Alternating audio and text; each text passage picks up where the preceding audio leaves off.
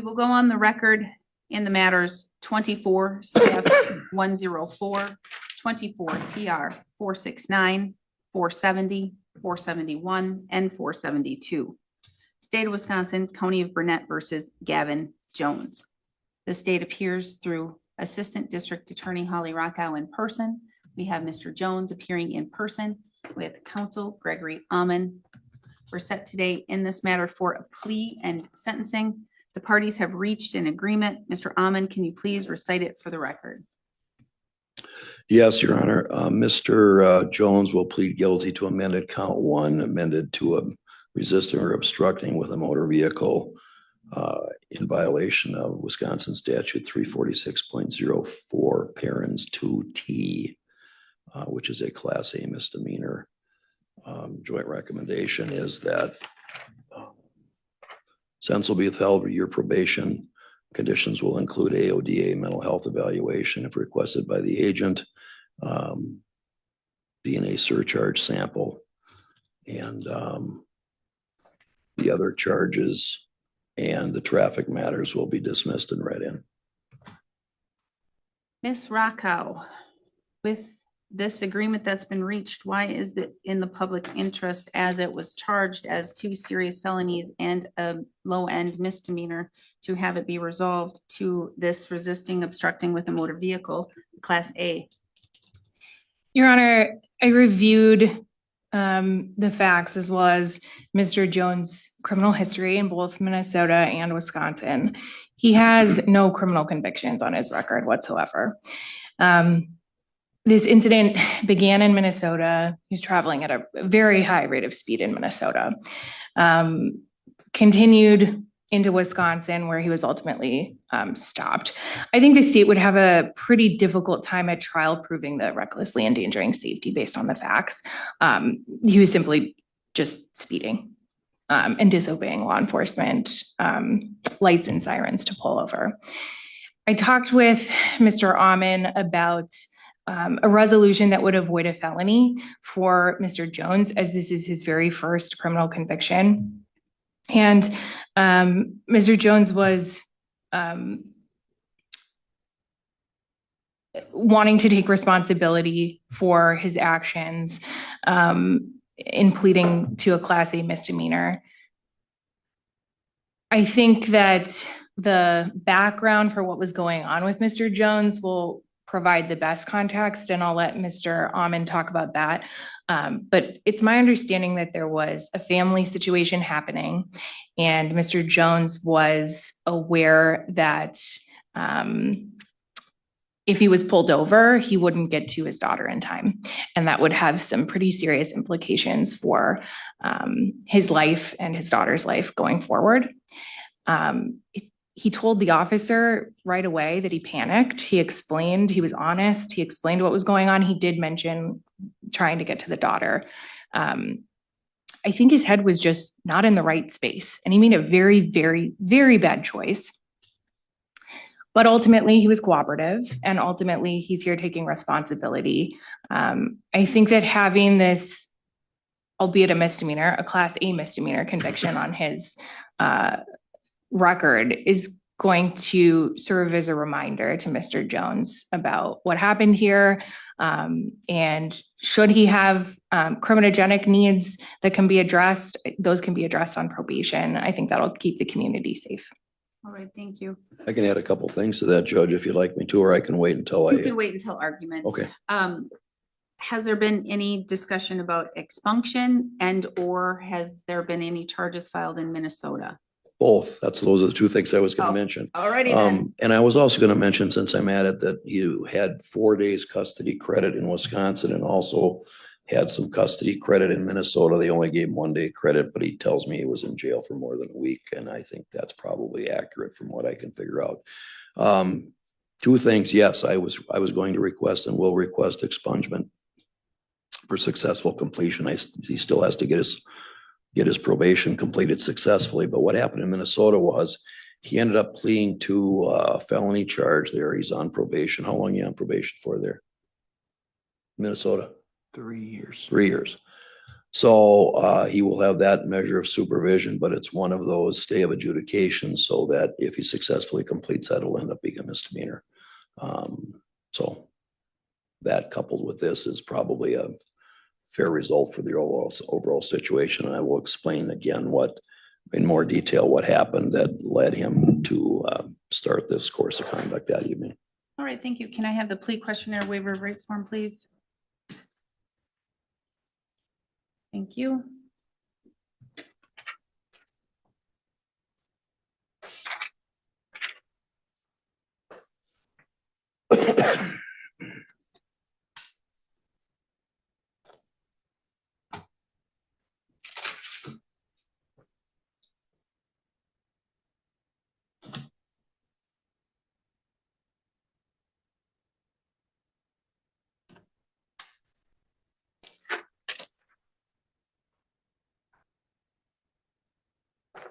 All right, I have the plea questionnaire waiver of rights form. Mr. Jones, did you go over this document with your attorney? Yes, Your Honor. Did he go over it thoroughly with you? Yes, Your Honor. Did he essentially read it to you word for word? Yes, Your Honor. And so you understand everything on that document? Yes, I do. And if you did not understand something, did you ask him to explain it to you? Yes. And he did so. Yes. And so you're telling the court you fully understand everything on this document. Yes. You are pleading guilty to one count of operating a motor vehicle and disobeying an officer's commands under Wisconsin statute 346.04 paren 2T. You're 23 years old. You have 12 years of schooling. You can read, write, and you understand the English language. That's all correct. Yes, Your Honor. Did your attorney go over with you what the state would have to prove your guilt beyond a reasonable doubt? Yes, Your Honor. Did your attorney go over with you the maximum possible penalties you face? Yes, Your Honor. You are receiving treatment for a mental illness or disorder. Is that something that interferes with your ability to comprehend or understand what's going on? No. So you're in a position here today where you fully comprehend and fully understand everything. Yes, Your Honor. You are not taking any medications and you've not had any alcohol or other drugs, correct? No, I have not. Because you're charged with crimes, you are entitled to constitutional rights, and each of those rights is listed on this document. Next to the rights is a box, and each of those boxes is checked. That tells me that your attorney went over those rights with you and you understand them. Is that correct? Yes, Your Honor. So you fully understand those rights. Yes. Do you need me to go over those rights with you in any more detail? No. Do you understand that by pleading guilty, you're waiving and giving up those rights? Yes. Do you understand that if you're not a citizen of the United States, your plea could result in your deportation? Yes. Do you understand that the state would have to prove on or around May 4th, 2024, that you were an operator of a vehicle and you received a visual or audible signal telling you to stop your vehicle from a traffic officer or a federal law enforcement officer or a marked or unmarked police vehicle that you knew or you should have known was an officer and being operated by an officer, but you knowingly resisted that officer or obstructed that officer by failing to stop your vehicle promptly and in a safe and reasonable manner. Do you understand what the state would have to prove? Yes. Do you understand that upon conviction, you do face a fine of up to $10,000 or imprisonment of up to 9 months of incarceration or both? Yes. And do you understand that the recommendation to the court is to place you on 1 year of probation with what's called a withheld sentence? That means to have the whole entire 9 months held over your head instead of telling you today what the sentence could be if you're revoked. Do you understand that's simply a recommendation to the court? Yes. Said differently, do you understand that I could sentence you today all the way up to that maximum possible sentence, which could be that maximum possible jail time if I thought it was warranted? Do you understand that? Yes, Your Honor. Do you still wish to proceed and enter a guilty plea? Yes, Your Honor. Did you go over the criminal complaint with your attorney? And that's that original document that basically says what happened that day and why you were charged with those crimes. Yes. For the most part, are those facts accurate? Yes. Are you admitting here today that you in fact did fail by resisting or obstructing, fail to pull your vehicle over after being prompted by a law enforcement officer through either audible or visual signals? Yes. And you knew or reasonably should have known that it was an officer? Yes. Mr. Amon, may the court use the probable cause section of the criminal complaint to find a factual basis? Yes. Has anyone made any threats or any promises to you, Mr. Jones, for you to plead guilty to this charge? No. You're doing so freely and intelligently. That means you're telling me you fully understand what you're doing here today Yes. and voluntarily. Yes. Has your attorney represented you competently? Yes. Has he answered all of your questions? Yes. Has he looked at this matter thoroughly? Yes. Are you satisfied with his services? Yes. Do you have any questions for the court or for your attorney before I proceed? No, Your Honor. Formal motion to amend count 1, Ms. Rockow. So made. Court will grant that motion. As to the amended count of obstructing an officer by failing to turn your vehicle over or by use of vehicle, like class A misdemeanor, how do you wish to plead? Guilty. The court will find your plea of guilt is done knowingly, intelligently, and voluntarily. I'm going to find that you understand your constitutional rights and what it means to waive and give up those rights. I'm going to find a factual basis to accept your plea of guilt. Based on that, I will find you guilty of count 1. Counts 2 and 3 will be dismissed and read in for purposes of sentencing. A judgment of conviction will be entered today. Argument and sentencing recommendation, Ms. Rockow. Your Honor, I'd ask the court to adopt our joint recommendation and withhold sentence, place Mr. Jones on a period of 1 year of probation. For the reasons that I've already stated, I believe this to be in the public interest. Thank you. All right, Mr. Alman. Well, this is well, I'm going to start currently. Mr. Jones was pulled over within the last couple of days and actually pulled over before the cop even put his lights on. Because he wasn't going to let this happen again. Ultimately, after they maneuvered around each other a little bit, there wasn't any issue, any problem, and Mr. Jones has already reported that to his probation agent in Minnesota. So his behavior is quite different than it was in this particular evening. But what he explains to me is that he stopped for gas in Hinckley and he was on his way home where his daughter was, and he and the daughter's mother were having custody issues at the time. And had he not gotten there on time, the mother would have ended up with the child, and there would have been issues wrangling back and forth about that. And have I got that so far? Yes.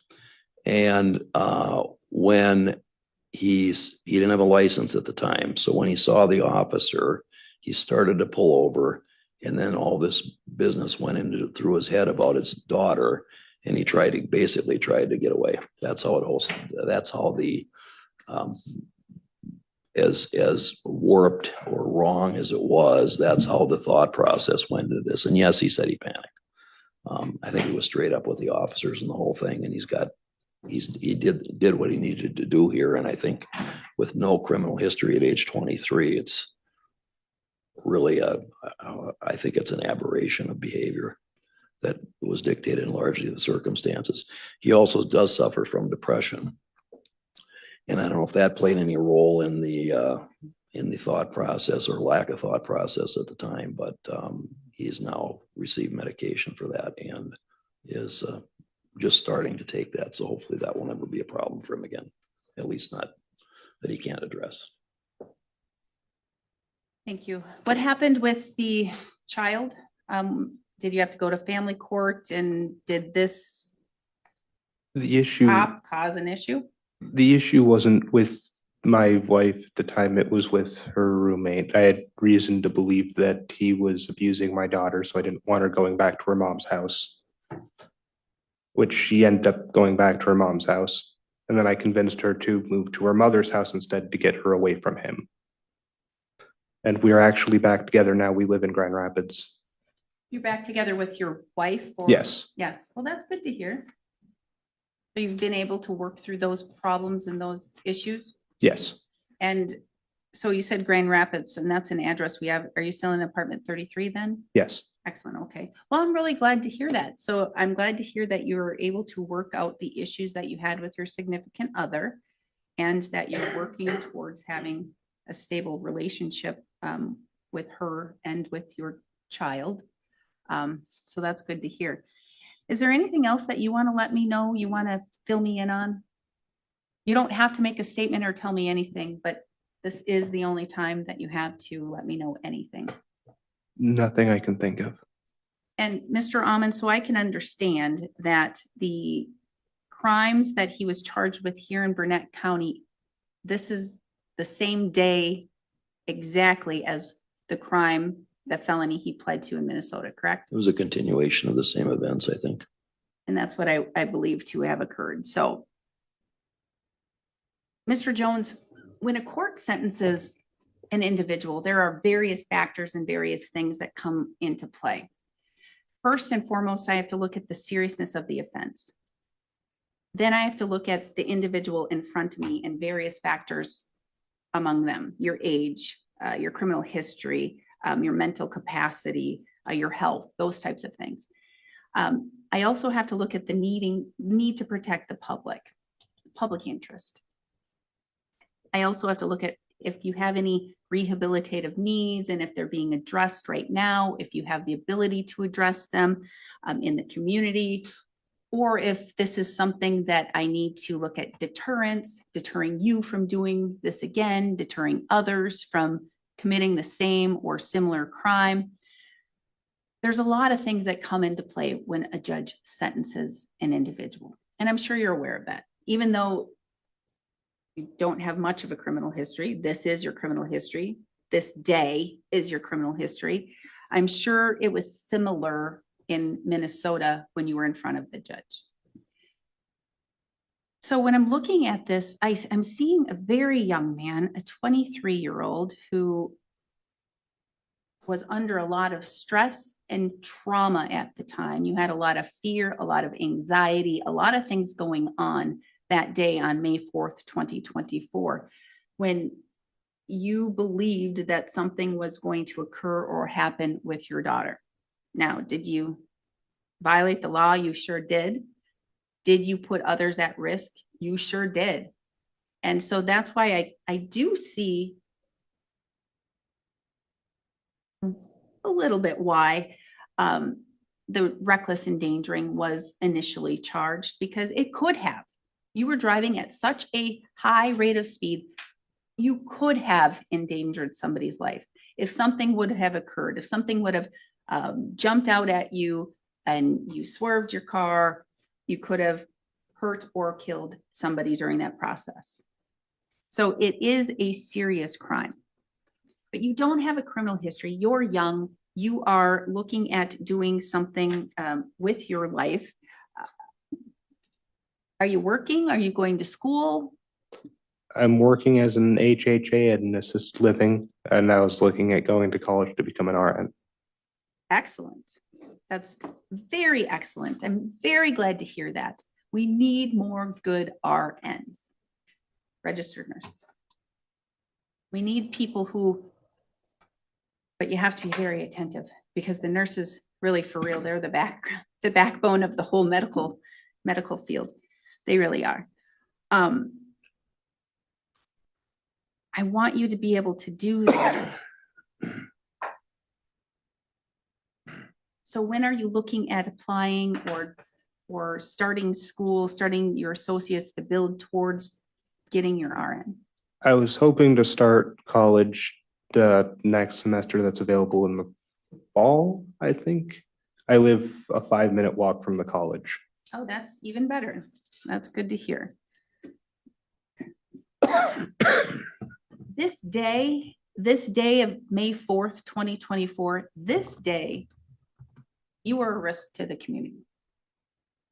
I think and I believe that you have made some changes in your life, and you now have a better understanding of what occurred that day and the risks of what could happen if you were to do this again.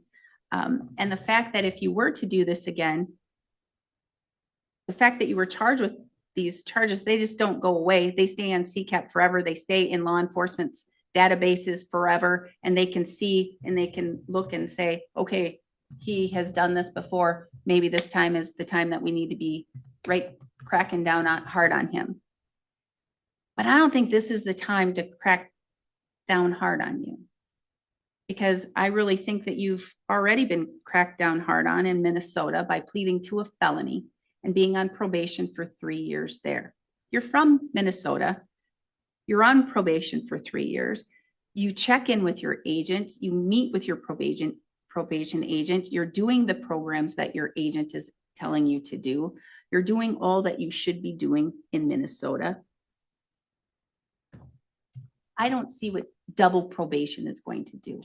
I don't see what it's going to help by having Wisconsin also supervise you, also spend the resources to provide you with services or to make sure that you're following the line and not committing crimes. I'm going to guess you were just kind of driving through Burnett County. This wasn't even some stop of yours, correct? Correct. And so this was just a happenstance. So you're not a risk to Burnett County. And so based upon that, although if it were somebody else with different facts and different things to look at, I would do a different decision. But my job is to look at the facts in front of me, the person in front of me, the things that happened and occurred, as well as to look at what happened in Minnesota and what's happening there now and will for the next 3 years. So what I'm going to do is, I didn't say it before, but all of the TR matters are dismissed and read in as well. I'm going to assess $750 for a fine, 5 days of jail, 4 days jail credit. That means it's a time served. I'm not going to put you on probation. I'm not going to double probation you. You're already on probation in Minnesota. Do what your probation agent says, because if you do what your probation agent says, you're going to have your felony go away, and that's going to help you be an RN. If you don't, it's going to be difficult for you. All right. So even though this was different jurisdictions, it really resulted out of the same crime. And yes, you can be punished twice, and you kind of are. You've already pled guilty to a felony. That is on your record, at least for 3 years. And I'm taking $750 that you could probably use. So $750 cash. You have 20 days to appeal. Should you fail to appeal within 20 days, you do lose that right. You do owe for Mr. Amon's services, and I don't know what that is. No, he's PD appointed. Oh, he's PD appointed. Sorry. Okay, so you don't owe for Mr. Amon. But I need your DNA. When you're done here, you have to go right over to the Sheriff's Department, provide your DNA, and then you should be free to go. You have the right to request it be expunged through a written letter to the Department of Justice, not here, to the Department of Justice, if you wish to do that. I think that covers everything. Ms. Rockow. Nothing more from the state, Judge. Mr. Amon. I think you noted the 750 must be the amount based on the amount he has posted, so that'll come from his It is. bond. He owes no more. Right.